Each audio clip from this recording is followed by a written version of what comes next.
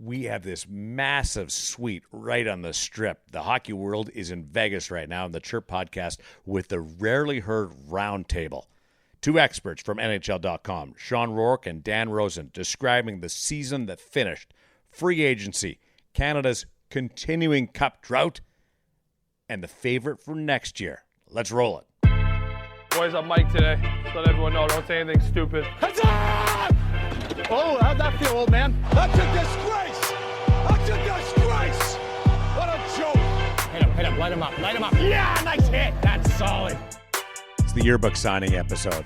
We're going our separate ways just for the summer, but we'll be back to look at the 2024-2025 season in September. Looking forward to that. Putting a bow on the championship won by the Florida Panthers and a little bit of other news as we move along through the year that was.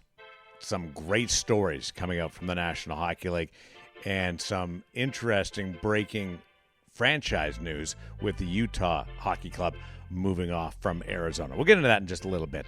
But a question that we brought up on the side that I haven't had a chance to digest fully here on the Chirp Podcast is Game 7, Florida and Edmonton.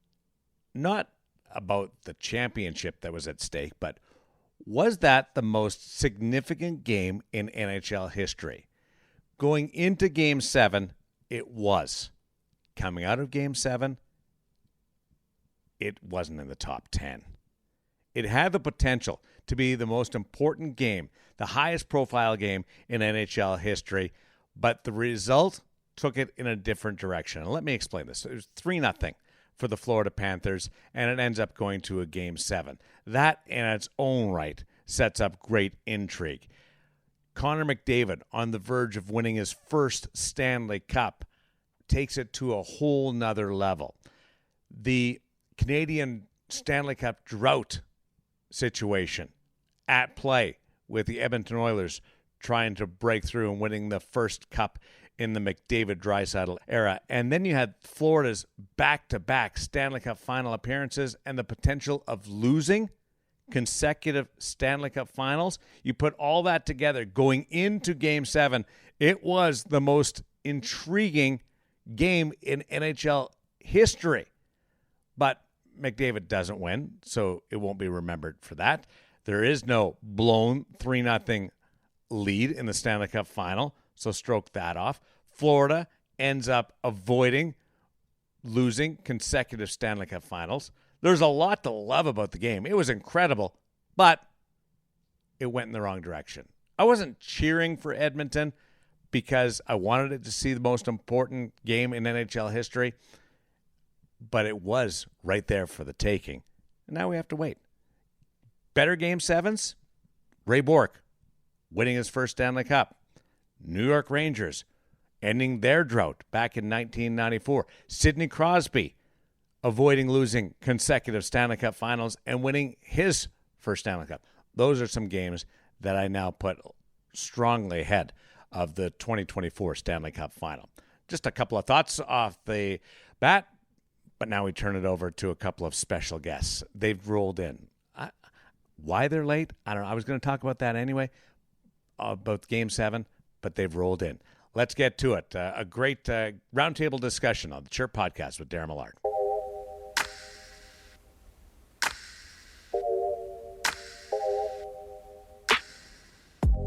I'm already mad at producer Bob, so this is going to go sideways. But why don't you guys introduce yourself right off the bat? We've got a connection of podcasts here. Yes. We're crossing over.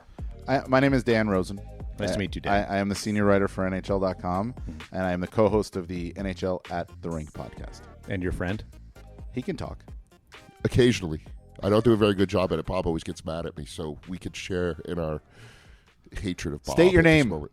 Sean Rourke. You're going to get yelled at by Bob if you don't listen. I know. Sean Rourke, senior director of editorial for NHL.com, and I ride shotgun for Dan. It's his podcast. I'm just along for the ride. Notice how I said co-host, Yeah, right? I was very good about that, right? He was magnanimous. absolutely. Yeah, And he just owned it. he did. Yeah. He tells the truth, though. Sean is the man that makes things happen. How would you guys describe, and we'll get into free agency in a second, but This National Hockey League season, is there a couple of words that would just capture the campaign? Unforgettable. When you think about everything that happened, I mean, people have talked about it being the best year in the history of hockey. I don't know if I would go there. You know, we talked about it on our podcast. It reminds me a lot of '94 when the Rangers won the Cup, and there was that upsurge in popularity. You know, they were on the front page of the Sports Illustrated, on the cover of Sports Illustrated. Doesn't matter anymore because Sports Illustrated doesn't really exist. But when you look at the numbers and the interest and everything that's going on, it's been an incredible year, and there were so many memories during the year. I can't remember a season where so much happened that was positive. Legendary right up until the last 5 seconds of Game 7, where the puck is frozen in the corner and you're sitting there going, are the Oilers going to be able to squeak it out and put it in front of the net, to put it in the net? Because that's what I was wondering. Are they going to be able to do that? They had a couple of guys in front. Right? A couple of decent guys, too. Yeah, pretty good players in front. And so it was legendary. I think this season, it had everything as a sports fan. I'm not just talking hockey fan. As a sports fan that you would want. Great offense. Unbelievable individual performances. A Stanley Cup playoffs that was just fantastic from start to finish, and a Game 7 in the Stanley Cup final that lived up to the billing, right? I mean, it did. It was a terrific hockey game from start to finish. Only 3 goals were scored. You didn't need any more. It was a phenomenal hockey game. There have been other Game 7s where it's like, all right, you know, they've awarded the Stanley Cup in the second period. This one, like I said, don't make fun of that. that wasn't a bad night when they awarded the Stanley Cup in the second period. This is a year ago. Yeah, this is that wasn't a Game 7. No, so but they did, and it was 9-3. They awarded the Stanley Cup in the first period of that game. Listen, this was I just think it was a legendary season from start to finish, and the viewership told you that, because Game 7. 16.3 million viewers across North America for Game 7 of the Stanley Cup Final. And we touched on it on our podcast, the NHL At the Rink podcast. I think that's just not people who are hockey fans. That's just people who are interested in entertainment and sports, and maybe that turned a few people into hockey fans. That's the McDavid effect in the United States. The best player in the world getting attention across the border was my take on it. Yeah. Well, I think it was the McDavid effect. It was the game. A Game 7 is the Super Bowl, right? I mean, it's winner take all. We don't see them very often in the championship round. It just doesn't happen very often. You have the McDavid effect. You have the Game 7 effect. You have the history, down 3-0. Now they've forced a Game 7. This doesn't happen, right? So that part of it was there. It had a lot. And then you had the game in the United States on ABC, right? The game is on for you on a regular channel that everybody can find and everybody has. All of that greatness, and Connor McDavid wasn't the best player in the National Hockey League this year. Like, not the MVP. Is that a good thing or is that a bad thing? I think it's great that you have all this great stuff happening and he still wasn't the MVP. I think it's awesome too, because the field is bigger and they're going to push each other. You know, I think when you look at what Nathan MacKinnon did and what Kucherov did, like, those are all competitive guys, and they're going to look at each other and they say, he's doing that. This is what I got to do. And they're all going to come back better next year. So I think it's great. I think look, Gretzky was amazing for the sport, and he was singular. But competition is what drives interest. You think not having a primary superstar is better? Yeah, I think having personal rivalries as well as team rivalries is important to the game. I think McDavid was the best player in the Stanley Cup playoffs, right. and I think he deserved the Conn Smythe Trophy. I think the fact that Nathan MacKinnon has taken his game to a level that we always wondered if MacKinnon could get to, he's gotten there. Kucherov the same. He's done it a few times. Austin Matthews doing what he did. That's what I'm talking about with individual performances this year. There was just outstanding individual performances. And I agree, though, with Sean in that I think McDavid is the primary star. He is the face of the National Hockey League now. He's taken that over from Sidney Crosby. Sidney Crosby was always the primary star, right? And he's still great, okay? Let's not put Sid out to pasture here. He's great. But McDavid's taken over as the face. But there was always Ovechkin, right, with Crosby, right? He was the primary star, but he was never the singular star. And he had his Robin. Yes. To Batman. And McDavid has – we haven't seen the Sid Ovi rivalry with McDavid. I don't know that there will ever be that. But McDavid has McKinnon. You know, McKinnon has Kucherov, right? Kucherov has Matthews. Or however you want to shake it out. They're there, and there's more. There's more, too. You know, how good was Artemi Panarin this year, right? I mean, how good was a guy like David Pastrnak this year? How good is Matthew Tkachuk? How great is Alexander Barkov, right? Like, there's the primary star is McDavid, but there's other guys that make the field great. Edmonton comes up 2 goals short. The drought continues in Canada. Yeah, it does. It's kind of funny. Who is the next Canadian team to win the Stanley Cup? The Edmonton Oilers. Yeah? Yeah. Oh, absolutely. I mean, okay. It's not the Calgary Flames. They're not close. The Winnipeg Jets, I think, have had their moment, and I think it's going the other way, right? It's going to start going the other way. Boy, that was a quick, it was a quick bump. little moment, Yeah. and up and down. It's not Montreal. They're not close enough yet. It's not Ottawa. They're not close enough yet. Vancouver is really good. They are. There's some decisions to make there, so maybe Vancouver pushes it, okay? Maybe if they had Demko this year, they would have won. Maybe they would have beat Edmonton, but they didn't, right? So we can do the what-ifs all we want. And Toronto, which is the team everybody's going to look at, and what have they showed you to suggest that they're going to be the next Canadian team to win the Stanley Cup? The team that showed you something is the Edmonton Oilers. And they're the team that, you know, even today without a general manager, you figure is going to stay together for a while, assuming they can get Draisaitl within a contract extension. They're still all their guys are very much in their prime, and their goalies, young, ideally getting better. He got better in these playoffs. There's no question about it. The Reinhart goal notwithstanding in Game 7, but those things happen. I think it's the Oilers. First of all, as a member of the goalie union, both of us, there was traffic. That's not a horrible goal. He's got to stop that goal. He has to stop that goal. You're both members of the goalie union. Yeah. He's got to make that save. That puck can't go in. And he was really good. Did not have a bad game in the final. No, when he he was came really off the good. bench and back in, he was really good. Yeah. Yeah, there's an argument that he was better than Bob in the final. Not for me. You're the guest. But- well, when you look at those middle 3 games, there is. Do you want me to tell him to answer the question? Can I take over Yes. here? Yes. Answer the question. Here's Dan Rosen. Who's the next Canadian team to win the Stanley Cup? The Vancouver Canucks. Okay. I think they learned a lot this year in the playoffs.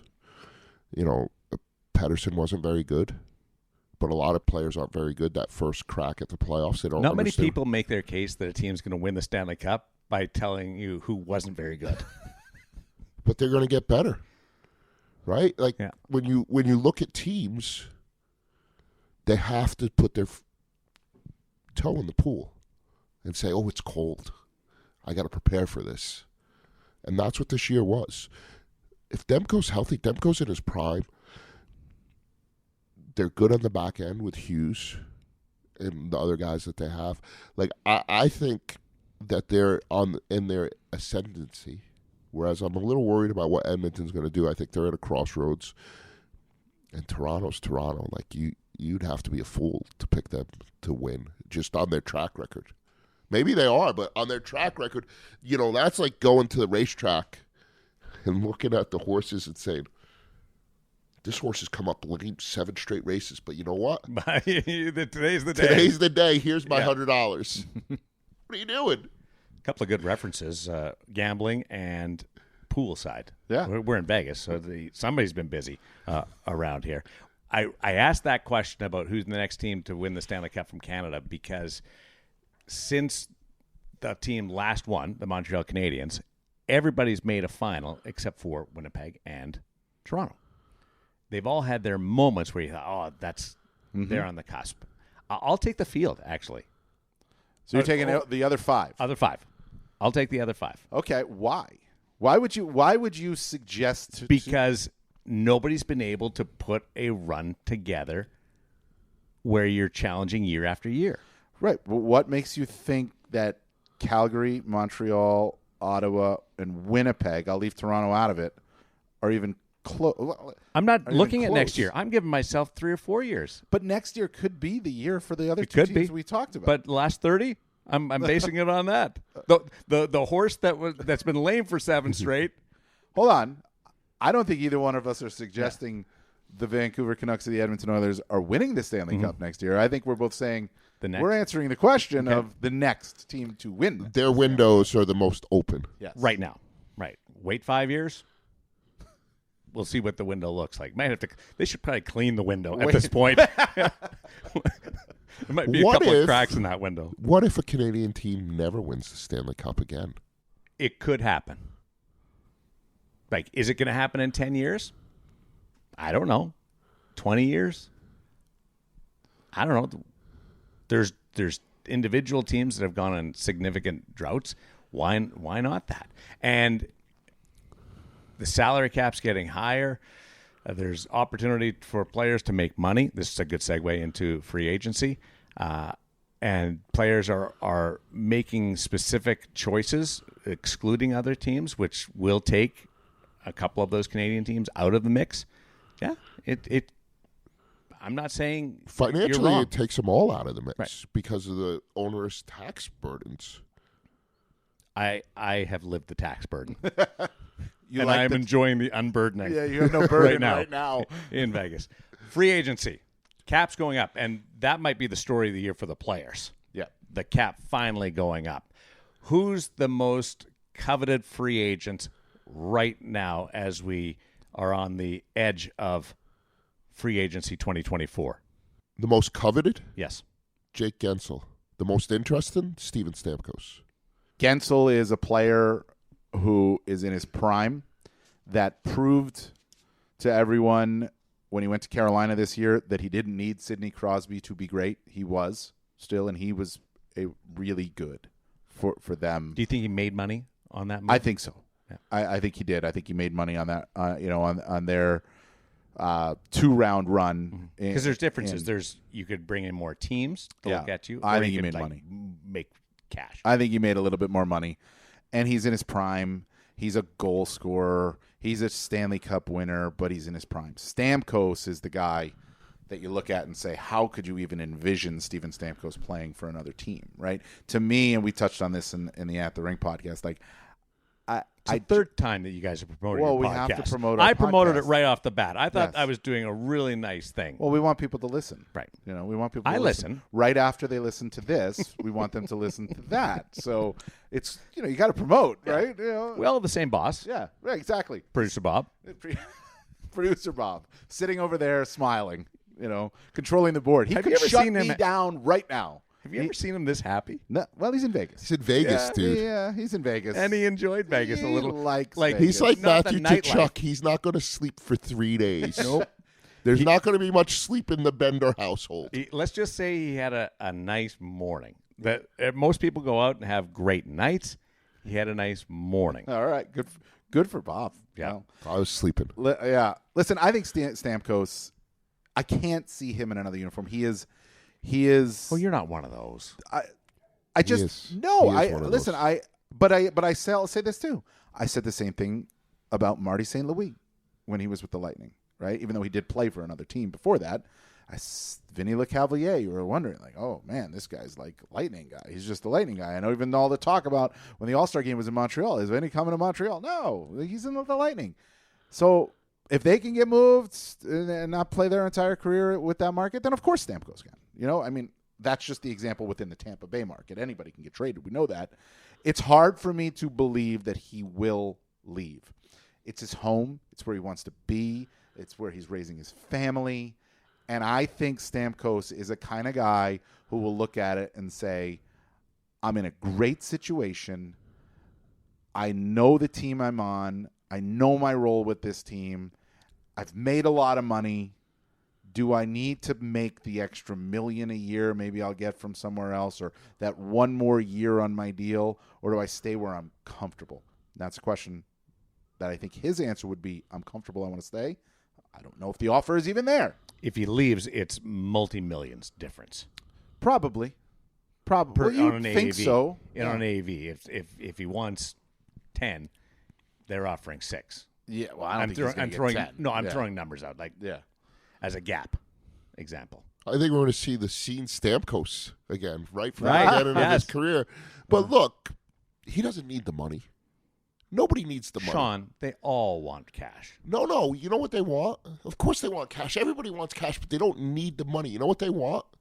They want to look at the list, and they want to say, I'm better than that guy. You pay me because I'm better than him. That's how they measure themselves. It's not what they can do with the money. Steven Stamkos has made enough money for him, his kids, his grandkids, and their kids. But he wants to look at that list and he wants to say, I want to be appreciated, and I'm better than that cat, and you better pay me. Others interesting on the free agent market? Reinhart for sure. I mean, there's 11 pending unrestricted free agents for the Florida Panthers. And of all of them, Reinhart's clearly the biggest one, and I think he's the one that stays. I think he is another guy who understands, whoa, okay, he saw the other side. Right. You're right? He saw the other side in Buffalo. That might be the most important factor. Yeah, he saw, just like Jack Eichel saw the other side, right? And he saw the other side in Buffalo, and Reinhardt's got it good. He's going to play with Barkov for years. Give me that. I'm going to have a chance, and he's going to get paid, right? I mean, he's going to get paid. So I think he stays. The other one is Jonathan Marchessault. To me, really intriguing. You look at him, he's been a fabric of the Golden Knights since they got here. He's a legendary player for the Vegas Golden Knights, but they're a team that has no issues moving on from guys, and maybe it's his time to say, you know what, I'm going to go try and do it somewhere else. Like I don't. It's not the same situation as Stamkos in Tampa. I came to Vegas when the team brought me here. I've made a home. It's been great. We won the cup. I did awesome. Let me go see if I can do it somewhere else. You could probably answer this better than me. I think everybody in that Vegas room has very little loyalty because they've been shown very little loyalty. And I don't mean that in a bad way, but they've sat in that room and they've watched. We don't need you anymore. Get out. We don't need you anymore. Trading you. We don't need you anymore. All the fabric of that team that went to the Cup, that legendary team that went to the Cup in the first year, all moved on from. Ruthlessly. But it's 7 years later. No, I understand, but it was across those years, Yeah. and they've brought in new players. Every time somebody catches their eye, they rework their whole roster to bring in those new players. So if you're sitting in that room, you love it because your GM went out and got you Jack Eichel. And they've all received. But it cost you They've all got pieces. paid along the way, and then that runs out. Yeah. I think it's the biggest strength is taking emotion out of it. I sincerely believe that. Why don't the Vegas Golden Knights and the Tampa Bay Lightning right now trade the rights? Ooh. Marchessault to Tampa, Stamkos to Vegas. Who would be most likely to re-sign with? I think they would that both team? sign. I think Stamkos would sign here in a heartbeat if he's moved to a team like the Vegas Golden Knights. I think he would. And Marchessault would go back to Tampa and be like, I'm here again, boys, and I'm way better than I was last time. At the risk of people like hitting the fast forward button, the 2-time button, I'm going to bring up Utah.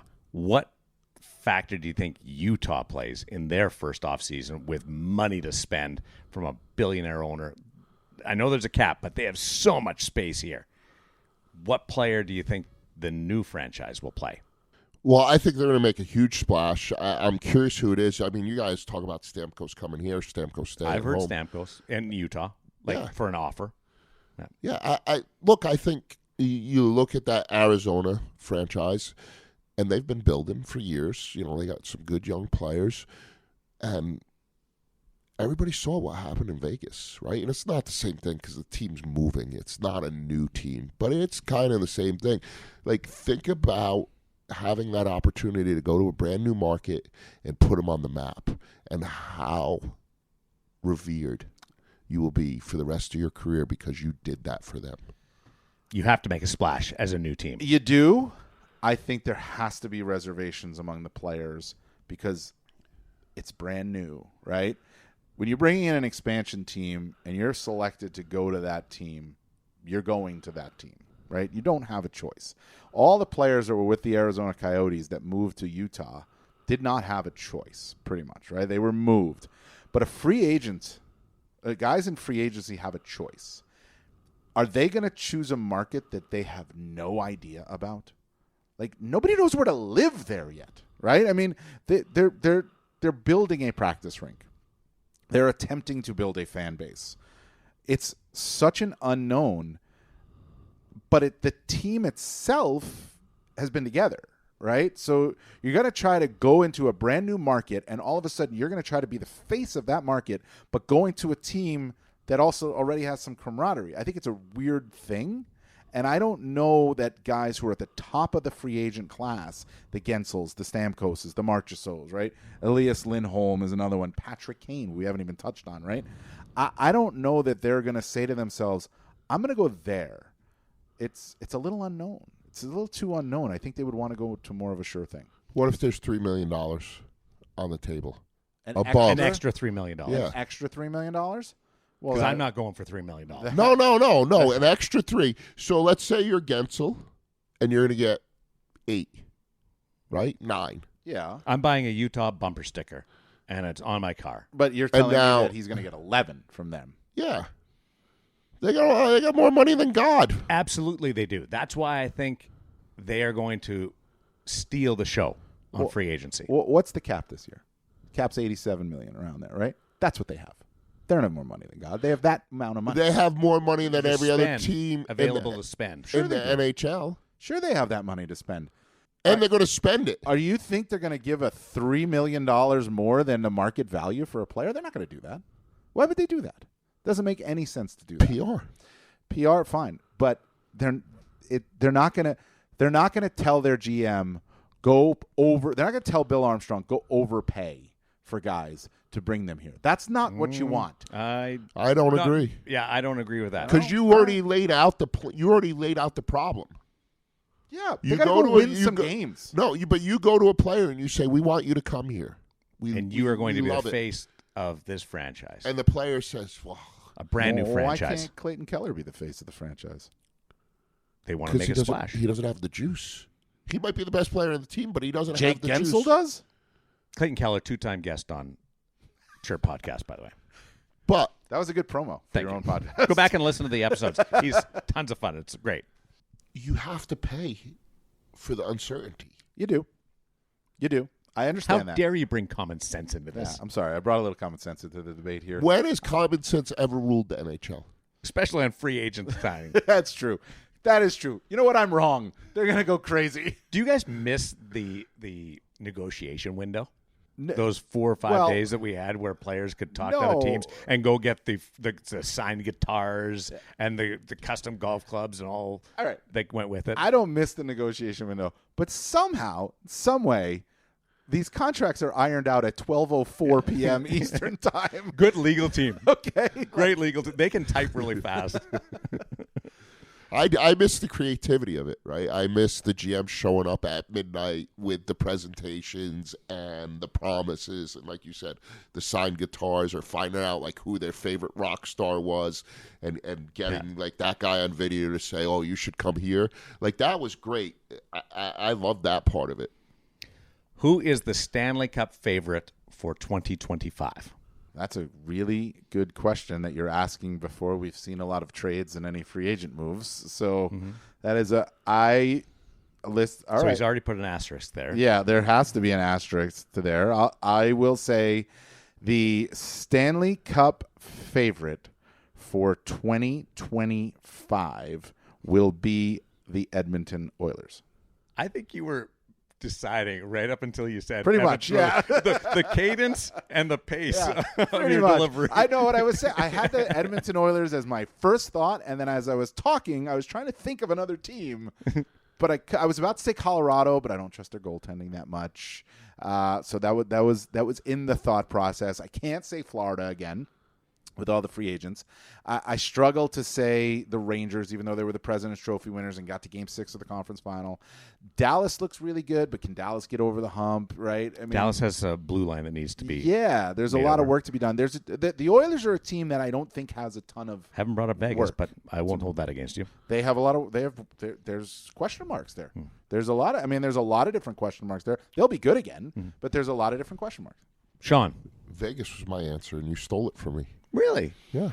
He just wants to You're come not back just to saying Vegas. that? I'm not just saying that. I think that this year was a bit of a down year, and they're going to be better. I don't think that what happened was acceptable. I think we've seen that over the course of this franchise and their management. It wasn't acceptable. They'll make themselves better. And, you know, you look at the West, to me, it's a 3-team race, right? It's them, Colorado, and Edmonton. And if each team is healthy, I probably like Vegas the best. Enjoy your off season, you guys. I really do appreciate wrapping up the year in this style with a little crossover, a combination of our NHL podcast. NHL at the Rink. NHL podcast. at the Rink podcast. Yeah. It's available wherever you get your podcast. And if it's not available, we'll hand deliver it to you. That's right. Let's go hit the tables. Just shut the door quietly. Not everything has to be drama-filled and craziness. I know it's Vegas, but thanks, you guys. As they depart, want to remind you of some great episodes from this year. Andrew Brunette. It was right when I was dealing with laryngitis, and we got it on. But Andrew was amazing, and his ability to fit soccer into the conversation and some of the shows that he's watching and how he uses other elements to influence his hockey thinking. That was really illuminating. We had Alicia Nasser, who works with athletes, and that was different than any other episode we've ever done. And Alicia Nasser really works on the mind part of growing your game. It's just like pumping iron, but you use the brain and you improve your ability to handle situations. That was one of the more episodes that just crossed over different boundaries. Great reaction to that, and we'll talk to Alicia next year. Sean Walker, when you discuss things with an athlete, you get a lot of X's and O's, some cliches, and it's my job to break through that. I didn't have to work at all with Sean Walker. He was amazing, and talking about his dad too was one of the really cool things about our conversation with Sean Walker. And I watched him, and he was moved at the deadline, and really became a fan of cheering for Sean Walker in the back half of the season. One thing to keep an eye on for next year: the big story carries over, not the Canadian Stanley Cup drought, but the team that's looking to take the big step forward. Remember, it was Buffalo, Ottawa, New Jersey, and Detroit. Which one of those clubs was going to step up and make the playoffs? Well, that carries over to 24-25. Detroit was close. New Jersey and Ottawa made coaching changes, as did Buffalo. What will happen this time around? Buffalo going back to Lindy from New Jersey, and Ottawa hires our good friend Travis Green, who goes from New Jersey. A lot of deck chairs moved around there. We'll see what happens next year, but that's going to be a conversation that nobody's going to have to do any research on, because it's right there to run it back. Thanks to Bob Bender. Thanks to everybody for tuning in this year and being part of our group. If you can, rate and share this link. It does make it hugely possible to reach more people with your help, and we sincerely give you big hugs all the way around for doing that. Bob and I going down to the roulette table. Enjoy your summer, everybody, from the Chirp Podcast with Darren Millard.